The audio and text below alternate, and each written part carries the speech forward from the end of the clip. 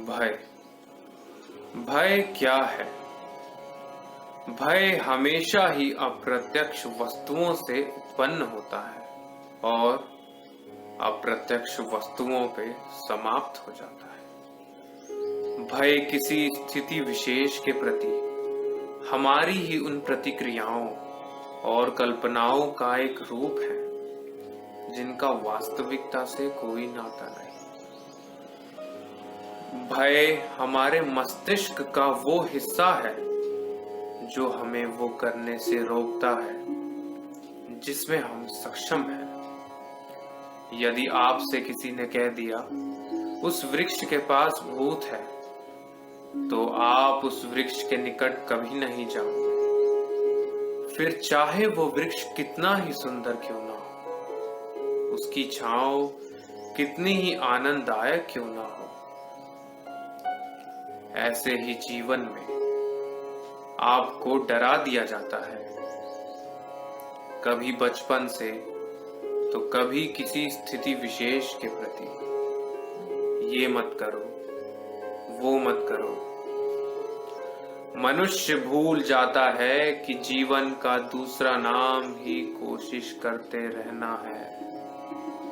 इंसान को एक सीधे रास्ते पर चलना सही लगता है जो उसे किसी और ने दिखाया है, जिस पर किसी और के अनुभव का प्रकाश है।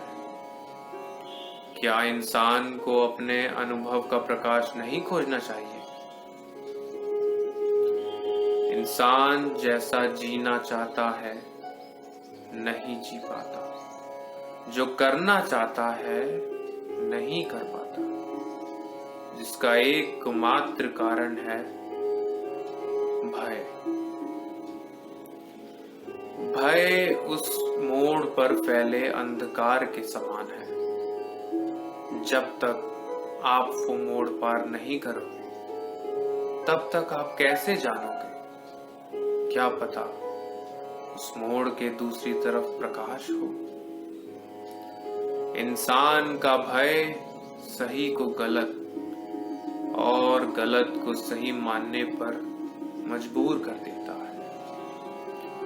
ये भय हर जगह व्याप्त है, समाज में, परिवार में, हर इंसान के मस्तिष्क में।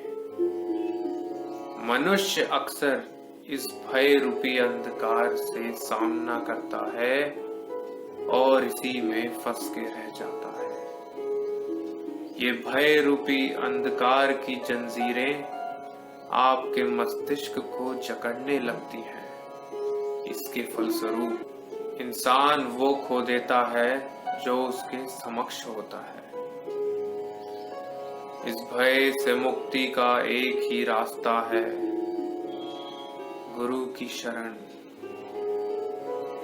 गुरु की शरण में चले आओ, सब कल्याण होगा, सब कल्याण होगा।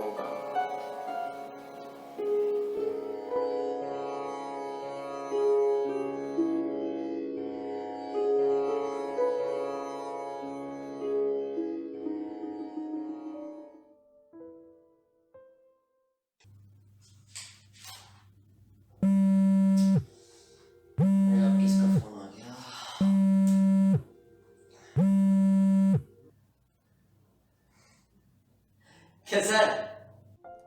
ओ लोंडे, अच्छा एक सेकंड रुको, एक सेकंड। क्या बे गांडू, कैसा है? मैं बढ़िया, तू बता। बस मैं भी एकदम मस्त। तो कैसी चल रही है तेरी तैयारी? घंटा तैयारी इस लॉकडाउन में। साला हर कोई तरह तरह किताबी कीड़ा थोड़ा ना होता है कि हर समय सारा किताब में घुसा रहे। साला यार नींद पूरी नहीं होती है सही से। तू जो पढ़ने की बात कर रहा है। अबे तो कम खाया करना गधे। और बाप के क्या हाल है तेरे? बस वही डेली के ताने। साला डेली का यही हो गया है, ताने खाओ, साथ में एक हाजमोला खाना, चिल करना। सही है, सही है। अच्छा उस चूतिया से बात हुई तेरी? अरे अपने एसआई भाई से। मैं कहाँ, साले की जब से शादी हुई है ना, बातें क्या करता है वो। चिंता मत कर। मुझे क्या लगता है, इस लॉकडाउन में ना वो तुझे और मुझे दोनों को चाचा बना के ही छोड़ेगा। एक काम कर, ऐड कर उसे कॉल पे। हाँ, ये सही रहेगा। अच्छा रुक। एसआई भाई, एसआई भाई, एसआई भाई कहाँ गया? अच्छा यार, तू एक सेकंड रुक, मैं तुझे थोड़ी देर में कॉल करता हूँ। करना, क्या हो गया? नहीं कुछ नहीं, भैया का मैसेज आया है। करता हूँ तुझे थोड़ी देर में कॉल, ठीक है? चल ठीक, बाय बाय। बाय। छोटे, एक सेकंड भैया, एक सेकंड। हाँ, कैसे हो भैया? मैं बढ़िया हूँ, तू बता कैसा है? और तेरी तैयारी कैसी चल रही है? हाँ, अच्छी चल रही है। अभी एग्जाम डेट आई नहीं है। हाँ यार, अभी ये 3-4 महीने इस लॉकडाउन की वजह से और डिले हो जाएगा। हाँ तो अच्छा ही है ना। हाँ, प्रिपरेशन के लिए और टाइम मिल जाएगा। हाँ, वो बात भी ठीक है। और आईएएस का क्या सोचा? हाँ, सोचा तो है। सोच रहा हूँ इस लॉकडाउन के बाद कोचिंग शुरू करूँ। अच्छा है, गुड। भैया वो आपके केस का क्या चल रहा है? चल रहा है बस, हालत तो डाइवोर्स की है। वो तो होना ही है, साफ दिख रहा है कि झूठा केस लगाया उन्होंने। छोटे, अब देखने में प्रूव करने में बहुत फर्क होता है। खैर छोड़, वो तो चलता ही रहेगा। अच्छा ये बता कि पापा कैसे हैं? पापा ठीक है। अच्छा रुक, मैं पापा को कॉल पर लेता हूँ, मुझे उनसे थोड़ा काम भी है। एक सेकेंड। नमस्ते पापा। खुश रहो। आप कहीं बाहर हो क्या पापा? इस कोरोना में कहाँ जाऊंगा बेटा, कहीं जा सकता होता तो तुम्हारे पास ना आ जाता। बस छत पर टहल रहा हूँ। और बताओ, पढ़ाई कैसी चल रही तुम्हारी? हाँ, अच्छी चल रही है। मन लगा के पढ़ाई करो बेटा। जी पापा। ठीक है, तुम अपनी पढ़ाई करो, मुझे थोड़ा प्रत्युष से बात करनी है। ठीक है पापा। ओके पापा, बाय। प्रत्युष जी पापा। बेटा, तुम दोनों बैठकर ये झगड़ा सुलझा क्यों नहीं लेते? घर की बातें कोर्ट में अच्छा लगता है क्या? परिवार है, समाज है, कितनी बदनामी होती है। पापा आप फिर से, मैं जानता हूँ पापा, लेकिन मैं करूँ तो करूँ क्या? अगर सिर्फ मेरे हाथ में होता तो अब तक सॉल्व कर लेता इस बात को। लेकिन पापा ये बात तो उनको भी सोचनी चाहिए ना, लेकिन वो लोग तो। मैं तो तुम दोनों के भले के लिए कह रहा था। ये कोर्ट की वजह से कितनी बदनामी हो रही है हमारी। चल, मैं ऐसा करता हूँ, गरिमा से एक बार बात करता हूँ शाम तक, तब तक तुम। ठीक है पापा, आप उससे बात कर लीजिए। मेरे ऑफिस का टाइम भी हो रहा है, तो मैं कॉल रखता हूँ। Bye bye. कार्रवाई शुरू की जाए। Devika ji. Thank you your honour. सुना है आपके 2 बच्चे हैं और दोनों ही लड़के। योर ऑनर, नो डाउट हर माँ अपने बच्चे से बहुत ज्यादा प्यार करती है, एंड नो डाउट कि आप भी अपने दोनों बच्चों से उतना ही प्यार करती होंगी। लेकिन योर ऑनर, कहीं ना कहीं आपका झुकाव आपके किसी एक बच्चे की ओर थोड़ा ज्यादा ही रहता होगा। अपने छोटे बेटे से सबसे ज्यादा प्यार करती है, तो जाहिर है योर ऑनर कि उसकी छोटी मोटी गलतियों को, उसके मिसबिहेव को आप इग्नोर कर देती होंगी। और दोनों बच्चों में से सबसे ज्यादा डांट बड़े वाले बच्चे को ही पड़ती होगी, क्योंकि छोटा बेटा आपका फेवरेट है। Your honour, law and order में मेल एंड फीमेल में फीमेल वही फेवरेट बच्चा है। मैं ये नहीं कह रही कि मेल बच्चा कभी गलती नहीं करता, लेकिन योर ऑनर कहीं ना कहीं, कभी ना कभी मेल बच्चे की गलतियों को बिना जांचे परखे उसे गुनहगार मान लिया जाता है। एट फर्स्ट हैंड हमेशा फीमेल बच्चे की सुनी जाती है और मेल बच्चा इग्नोर कर दिया जाता है। मेल बच्चे की गलती है या नहीं है, इसे जांचा परखा नहीं जाता, और इस केस में योर ऑनर कहीं ना कहीं यही हुआ है, और इसे हम करेक्ट करेंगे जैसे जैसे केस आगे बढ़ेगा। Thank you. Nisha ji. Thank you your सभी जानते हैं महिलाओं को हमेशा से बेवजह पुरुषों के गुस्से का सामना करना पड़ता रहा। काम सही नहीं चल रहा हो, बीवी पर गुस्सा निकाल दो। बाहर किसी से खटपट हो गई, बीवी पर गुस्सा निकाल दो। कुछ भी गलत हो या औरत, बस बीवी पर भड़ास निकाल दो। और सबसे बड़ी मिसअंडरस्टैंडिंग ये है कि पति इसे अपना अधिकार समझते रहे और इसी अधिकार की वजह से लोगों को डोमेस्टिक वायलेंस को समझने और जानने में इतना समय लग गया। और जहां तक रही फेवरेट बच्चे की बात, तो मेल बच्चा हमेशा से ही समाज का फेवरेट रहा है देविका जी। और रही लॉ एंड ऑर्डर की बात, तो फीमेल बच्चा यहाँ तभी आता है जब उसके सहने की हद पार हो जाए। और अगर मेल बच्चे ने कुछ गलत किया ही नहीं है तो उसे डरने की जरूरत होनी ही नहीं चाहिए। पर जब मेल बच्चे को पता चलता है कि कोर्ट में उसकी रूढ़िवादी सोच नहीं चलेगी और यहाँ उसको उसके गुनाहों की सजा मिलेगी, तो हाँ, फिर उसको कष्ट होना वाजिब है। सो योर ऑनर, मेरे क्लाइंट के साथ डोमेस्टिक वायलेंस हुआ है और जैसे जैसे ये केस आगे बढ़ेगा हम ये साबित कर ही देंगे। Thank you your honour.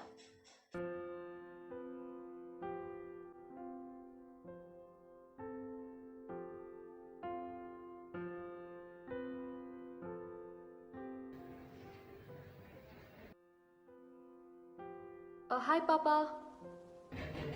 हाँ रेणुका, कैसी तबीयत है बेटा? कुछ खास सुधर नहीं रही है, लेकिन डॉक्टर ने कहा है कि पहले से बहुत इम्प्रूवमेंट हुआ है। ये तो बहुत ही अच्छी बात है। भगवान पे भरोसा रखो बेटा, तुम बहुत जल्दी ठीक होकर घर आओ। किस्मत के भी अजीब खेल है, कहाँ तो तुम्हारी शादी की तैयारियां कर रहे थे और कहाँ ये सब हो गया। है खुशी इस बात की है कि तुम इतने अच्छे घर की बहू बनने जा रही हो, और पता है उससे भी बड़ी खुशी क्या है कि तुम खुश हो। एक बाप को और क्या चाहिए। अरे क्यों परेशान हो रही हो? तुम बस एक बार ठीक होकर घर आ जाओ। तुम्हारी शादी की तैयारियां भी तो करनी है। देखना कितनी धूमधाम से शादी करता हूँ तुम्हारी।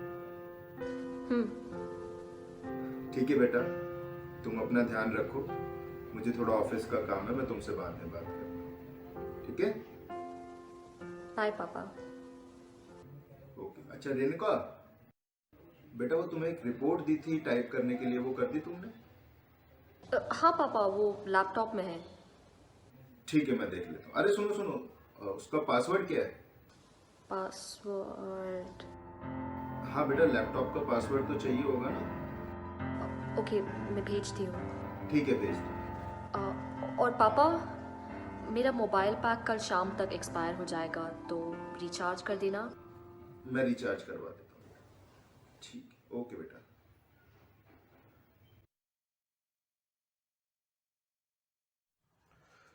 वो जो हमारी लॉयर नहीं है निशा, जिसको हमने हायर किया है केस के लिए, उसका भी मैसेज आया था मेरे पास। तो वो मुझे ये कह रही है कि हमारी कल है हियरिंग। कल? और कुछ बोला लॉयर ने? कुछ नया? नहीं, उसने बस ये इन्फॉर्म किया है मुझे, और कुछ तो उसने मुझे बताया ही नहीं। आप एक काम करो ना, आप एक बार खुद से भी बात कर लो, टाइम भी पूछ लो उससे, और केस की ना डिटेल्स भी ले लो। ठीक है बेटा, मैं बात करता हूँ लॉयर से। ठीक है, ठीक है। ओके बेटा।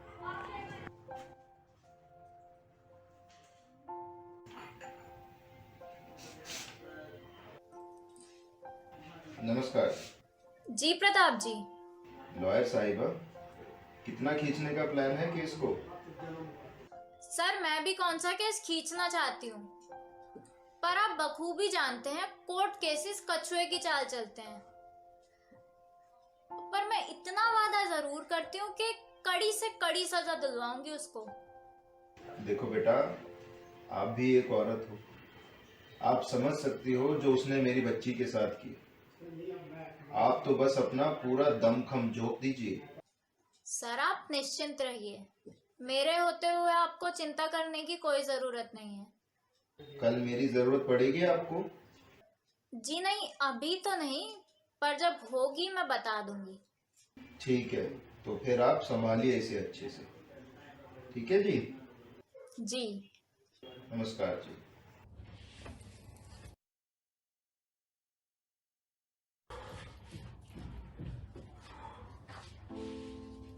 रेणुका, तुम मेरे साथ ऐसा क्यों कर रही हो? मैंने क्या किया? आजकल तुमने कॉल करना बंद कर दिया। मेरे कॉल से कभी रिप्लाई करती हो तो कभी नहीं करती हो।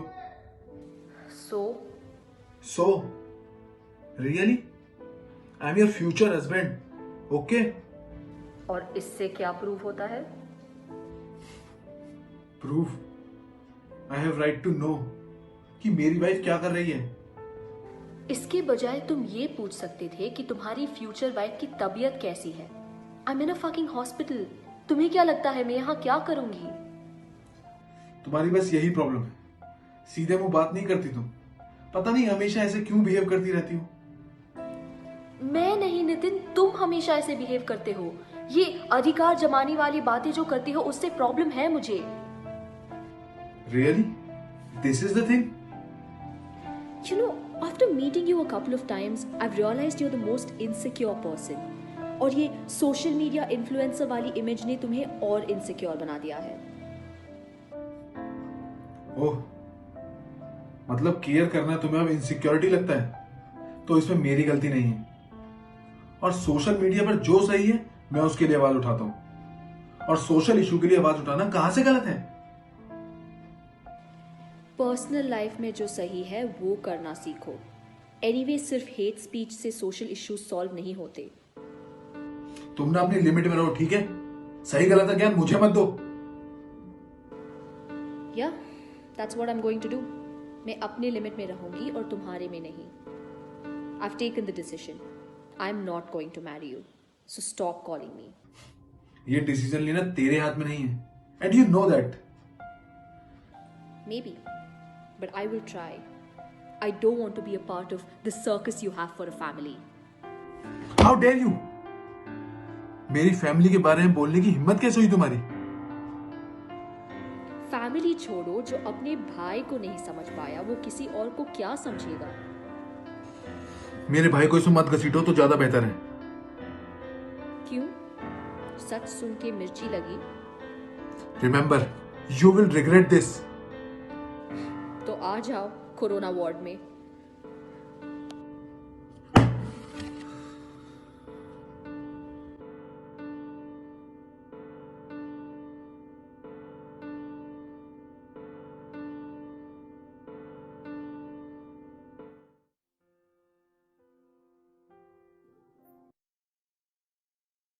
कैसी हो बेटा? ठीक हो पापा जी? हाँ बताइए कैसे हैं आप? रेणुका कैसी है? उसकी तबीयत अब कुछ सुधार है? कुछ खास सुधार नहीं है, मतलब डॉक्टर्स अभी कह रहे हैं कि अंडर ऑब्जर्वेशन रखना पड़ेगा, इसलिए अभी तो हॉस्पिटल में कुछ दिन के लिए। हाँ, टाइम तो लगेगा, ठीक हो जाएगी। रिकवरी रेट भी हमारे यहाँ अच्छा है। हाँ, उम्मीद तो यही है कि जल्दी रिकवर हो, घर आ जाए, और क्या चाहिए। बेटा, प्रत्यूष और तुम्हारे बीच में चल रहे झगड़े को अब खत्म करो। नहीं, यूं बनी बनाई गृहस्थी बिगड़ जाएगी, क्या फायदा? पापा, आप लोगों के पास इस बात के अलावा कोई बात नहीं है करने को?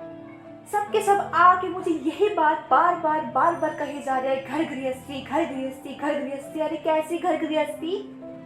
बसी है हमारी घर गृहस्थी। क्या मतलब बेटा? बनी नहीं घर गृहस्थी मतलब?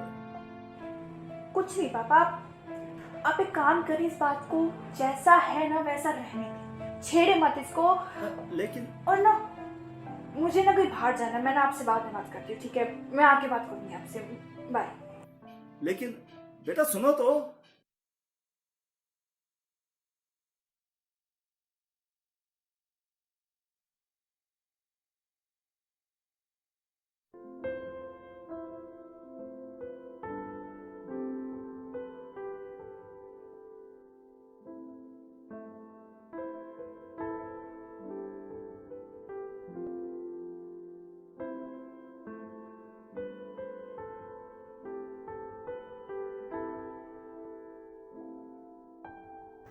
आजकल के बच्चे पता नहीं कैसे कैसे गाने सुनते हैं।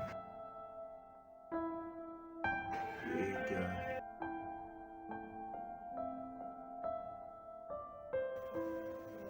ये लड़की कभी नहीं सुधरी। ड्राइव में विंडोज फाइल रखी हुई है।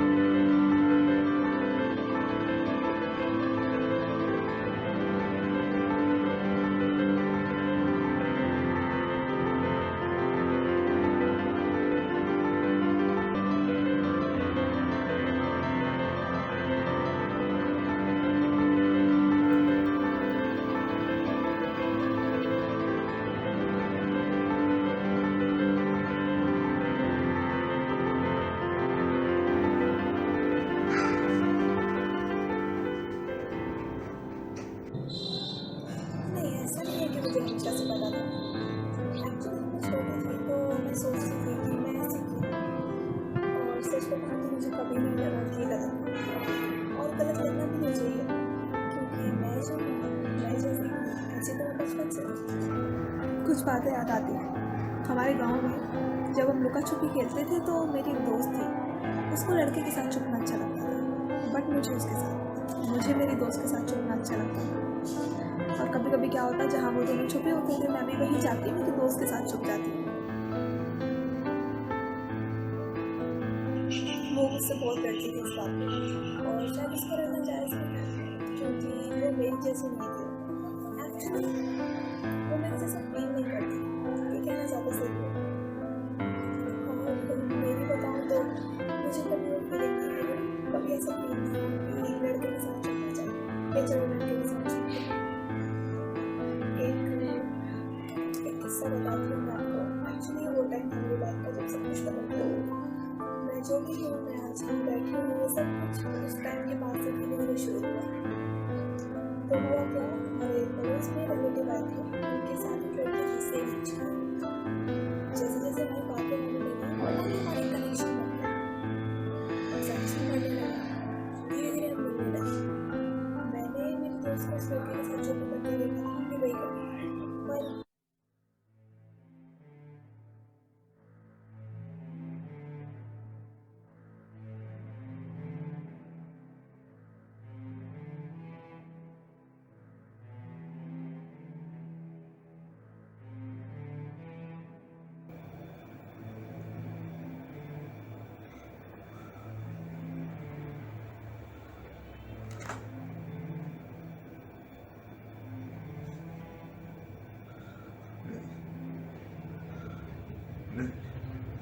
ये नहीं हो सकता, ये नामुमकिन है।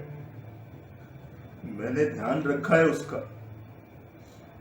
वो बीमार नहीं हो सकती, बीमार नहीं हो सकती, बीमार नहीं हो सकती।